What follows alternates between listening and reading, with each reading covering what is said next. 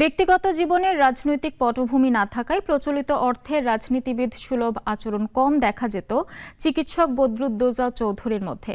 তারপরেও তিনি রাজনীতিতে নিজেকে ব্যতিক্রম হিসেবে উপস্থাপন করতে চেয়েছিলেন প্রেসিডেন্ট হবার পর। চিকিৎসক থেকে রাজনীতিবিদ, এরপর রাষ্ট্রপতি। কেমন ছিল বদরুদ্দোজা চৌধুরীর জীবন? রাজনীতিতে AQM বদরুদ্দোজা চৌধুরীর পরিচিতি শুরু হয়েছিল জাতীয়তাবাদী দল বিএনপির প্রতিষ্ঠাতা সদস্য হিসেবে। বরাবর ছিলেন আলোচিত এক চরিত্র। বদরুদ্দোজা চৌধুরী 1979 সালে রাজনীতিতে প্রবেশ করেন। তখন তৎকালীন প্রেসিডেন্ট জিয়াউর রহমান বাংলাদেশ জাতীয়তাবাদী দল গঠন করেন। তিনি ছিলেন দলটির প্রতিষ্ঠাতা মহাসচিব। 1979 সালে তিনি প্রেসিডেন্ট জিয়াউর রহমানের মন্ত্রিসভায় উপপ্রধানমন্ত্রী ছিলেন।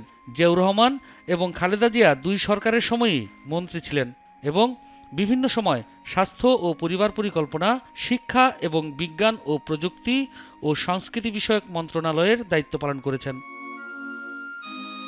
50 বছরের ওয়ারেন্টি আর বাহারি ডিজাইনের মুস্তফা ইউপিভিসি ডোর কাটিয়ে দিন নিশ্চিন্তে 50 বছর। Mustafa uPVC door, excellence with durability. Munshiganj 1 আসন থেকে তিনি 5 বার সংসদ সদস্য নির্বাচিত হয়েছিলেন, 2 বার জাতীয় সংসদের উপনেতা এবং 1 বার বিরোধী দলীয় উপনেতা হিসেবে দায়িত্ব পালন করেন। 2001 সালের 14 নভেম্বর দেশের 15তম প্রেসিডেন্ট হিসেবে দায়িত্ব শুরু করেন।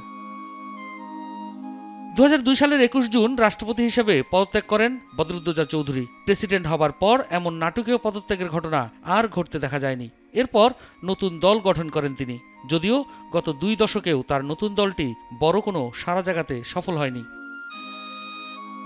বদরুদ্দোজা চৌধুরীর রাজনীতিতে অভিষেক ছিল নাটকীয়, কিন্তু বিএনপি থেকে তার প্রস্থান ছিল বিয়োগান্তক। কিন্তু তারপরেও দেশের রাজনৈতিক অঙ্গন তাকে একজন ব্যতিক্রমী চরিত্র হিসেবে মনে রাখবে।